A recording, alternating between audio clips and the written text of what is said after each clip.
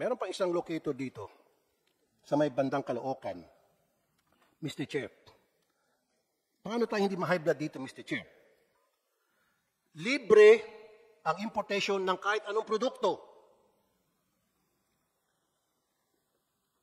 And then kapag nire-export, libre, exempted sa corporate tax. Sana ma. Lalo tayo for the longest time, itong mga locator, nagiging talamak ang korupsyon. Pinapadala ng sulat ang earring company o locator para pumunta sa opisina ng BIR, magpakita ng mga dokumento na siya ay nagbayad at nag-comply sa requirement ng BIR para magbayad ng tamang buwis. At pagdating doon sa BIR, nagkakaregluhan. Sen. Raffy Tulfo, uminit ang ulo sa BIR. Pinupuntirya ang mga pedicab, tricycle at sari-sari store. Nauna rito, sinabi ni Pang, Marcos na pinag-aaralan nila ang posibilidad na sumaping muli sa ICC. Thank you, Mr. Chair. The reason why I attended today's hearing kasi nakita ko sa resolution na bagay doon special economic zone. And that's where I'm very interested in. Kasi po, ginagago tayo for the longest time itong mga locator sa special economic zone. And I'll tell you later how and why. Mr. Chair, meron ba tayo na-invite dito ng mga taga Bureau of Customs? Kasi Bureau of Customs and BIR are conniving para mag-proliferate itong mga bogus na locators. And they're not paying taxes. They import products, raw materials, free of duties and taxes, with the precondition that those raw materials will be re-exported. But, hindi po na-export. Paper export lang po ang nangyari. And then, binibenta dito locally yung mga finished product or sometimes yung raw materials. And, yung mga importers, supposed to be, kikita yung bayan natin dahil sa kanilang income tax. Pero paano? Namomonitor ba ng BIR? Ito mga may-ari ng locators? How does the BIR monitors these locators? Kasi the only time that we make money, the country makes money is through the income tax being paid by these locators. In fact, I have list here of some companies na may violation sa BIR and I need to know ano na ang nangyari sa mga kasong ito. And I need from the BIR a list of these locators na padalahan ng LOA, Letter of Authority. Ano ang follow-up? May nangyari ba o nagkaaregluhan?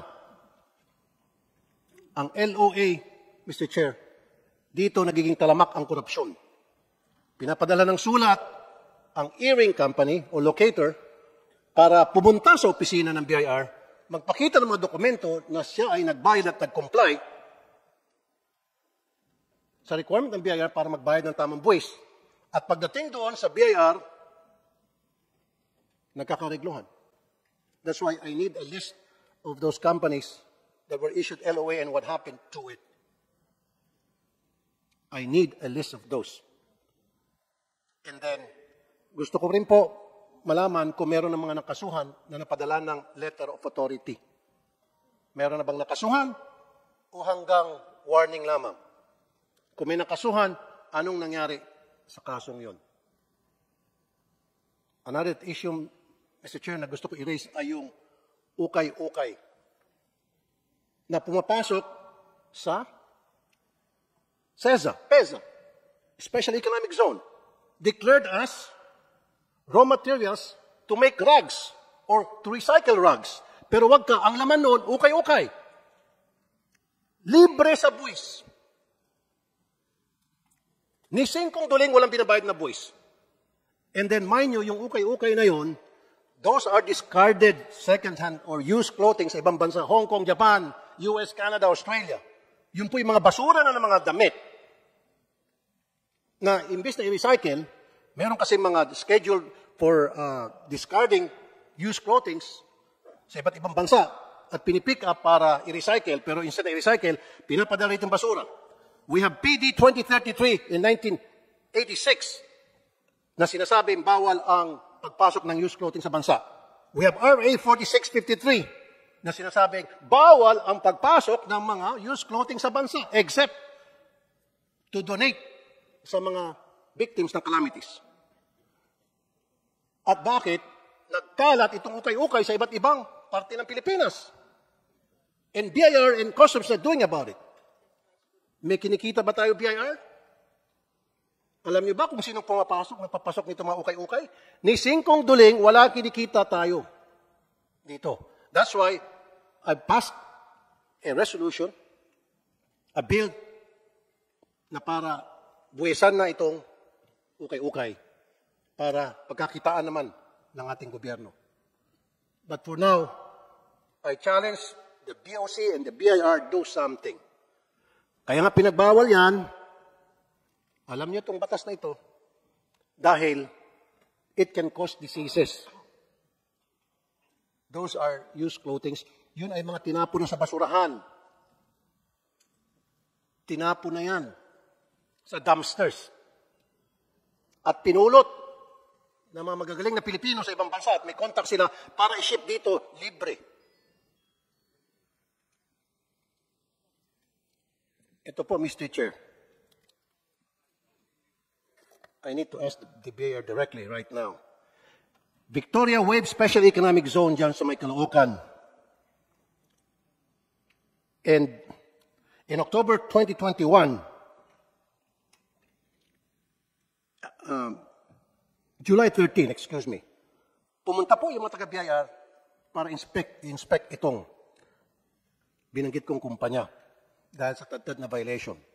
Ang tanong, ano na nangyari doon sa pagbisita ng BIR noong July 13 dito sa company ito, OPMC? Meron ba isang? Go ahead, please. Good morning, Senator Rafi. I apologize, Your Honor. We don't have the information right now, but we are already asking the concerned Revenue District Office, which conducted the investigation, to provide us information, and we will provide the committee once the data or information are available. Meron pang isa. Si Commissioner Romeo Lumagol Jr., he was the one who inspected the factories inside the One Subic Premier Manufacturing Corporation. Okay? At marami siyang nakitang tad na violation. What happened to that inspection? Anong naging resulta? Show it to us. Show it to us na hindi moro-moro lang yung ginawa niyong mga inspeksyon. Kasi, Mr. Chair, meron po ako suggest. Siguro, it's about time the Congress and the Senate should have an oversight committee na lahat ng LOA na ini-issue ng BIR at Bureau of Customs, kinakailangan monitored natin. Kasi dito sa letter of authority, ang kumikita lamang yung earring officials, yung earring companies na napadala ng LOA at yung agency nag-issue ng LOA. Example, Mr. Chair. Ang deficiency is 1 million. For the sake of argument, lilitan ko lang. 1 million, papadala ng LOA. Magre-report kayo na padala ng LOA. Sasabihin, boss, yung 1 million hindi ko kaya, etc., etc. Sasabihin ng agency na padala ng LOA, magkano kaya mo? Boss, ang kaya ko lang is 20,000. Dagdagan mo. Boss, ang kaya ko lang 100, last. O sige. Yung 900, discounted na. Pero yung 100,000, 50 for you and 50 for the government. Maghati yung agency at kung sino man nagpadalang LOA at sasabihin yung kalahati, kahit papaano, may resibo, kikita ang gobyerno. Ganon po yung kalokohan sa LOA. Alam niyo po itong taga-BIR at taga-Bureau of Customs. That's the reason what I would like to happen, Mr. Chair, you being the chairman committee, and I'm being the vice, na dapat magkaroon na talaga Sir, excuse me, I'm talking. Paano ko ma-concentrate, sir, kung nagsalita ka na ano ako? Okay. Well, then, you want to talk? Go ahead, sir. Okay. Sa Ways and Means Committee, Mr. Chair, siguro it's about time mag-create tayo ng tinatawag na oversight to make sure lahat po ng LOA ay legit, hindi po ginagamit para lamang mangikil, para magamit lamang sa korupsyon. And we have a member of the PEZA here, Mr. Terezo. Okay. Ano po kayo dun sa PEZA? Sir, I am the Director General of PEZA. Ilan po ang locator sa PEZA ninyo? It's about more than 3,000 locators. 3,000. Now, don't tell me, dyan sa 3,000 locators ninyo, walang violators dyan na flag down ng customs at BIR. Don't tell me. Meron, tama? Mali. Well, we have been receiving copies of the laws issued by BIR and BOCs. So we're willing to... Kaya nga, so what happened to those LOAs? Wala pa akong feedback from the See? issuances. You see, Mr. Chair? Ano na nga sa mga LOAs? Wala pang feedback. Wala pa kasi nagkaregluhan na. At alam mo yung sinasabi kanina, Mr. Panga, mag-import ng raw materials free of duties and taxes with the condition na yan i-export. At doon kikita ang gobyerno dahil magpa-file ng income tax yung may-ari ng locator. Kaya dapat BIR, lahat na may-ari ng locator, minomorto ninyo. Yung ini-import ng, tuturuan ko kayo, kuha kayo ng ballpen ng papel. Hindi ako nabibiro. Get a pencil and paper. Lahat na mga ini-import na mga locator, kasi free of duties and taxes yan. I'll give you an example. Mag-export ng 1 million worth of, say, tela, para gawin ng long sleeve. Kasama sa tela dyan, kung ilang yarda, nandiyan yung butones, sinulid, etc. 1 million. Sa kondisyon yan ay i-re-export after na magawa na. Pero wag ka, hindi i-re-export yan. Kasi nga, wala nga naman talang silang processing factory in the first place. At bakit na-aprobahan ng customs? Now, dapat yan, sa scheduled re-exporting ng finished product, nandyan dapat yung BIR, binubuksan yung container. Tama? At kung nakalusot man yan, yung may-ari ng locator, tatanungin mo, yung pinasok mo na worth 1 million na raw materials, may records dyan, may computation kayo dapat dyan, kung magkano yan kapag naging finished product na. Finished products, those materials. And then magkano maging income tax ng locator. Ganun lang po kasimple. Kaso, Mr. Chair, hindi nangyayari eh. Kaya dapat, it's time that we have to revisit our law regarding these locators because it's being abused. It's being abused.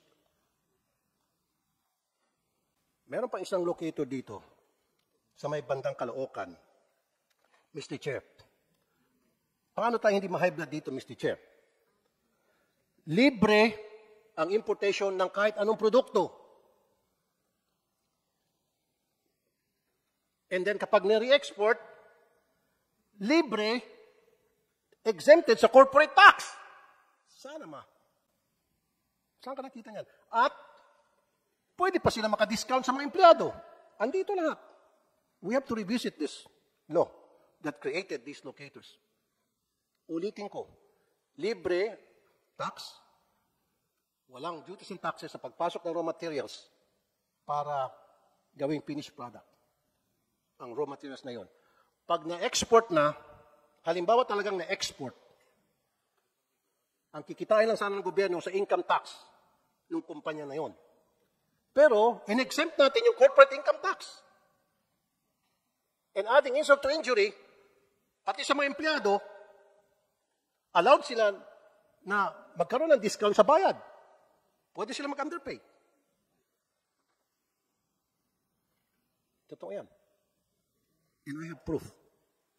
We have to revisit that law. Andito si Attorney Agnes de Venadera. Ma'am, kumusta po dyan sa SBMA? SBMA kayo, tama? Ay, sorry, Clark. Tama? Sa Clark po. So, ilan na po ang mga na-issuean ng LOA dyan sa Clark sa pagkakaalam nyo? Mr. Senator, wala po akong hawak na listahan. Pero alam ko pong merong nai-issuehan. Kaya lang po, hindi po, I have to be very candid na wala po ako nung listahan. Kaya nga, pero di ba dapat ma'am, pag mayroong mga issue ng mga violators dyan, you should be concerned and you should be updated. Para malaman mo kung sino dyan mga hausyaw or mga illegal. And then that's where you have to act. Kung nakita nyo na ito, paulit-ulit na issue ng LOA, and then something must be wrong. Matapang dito.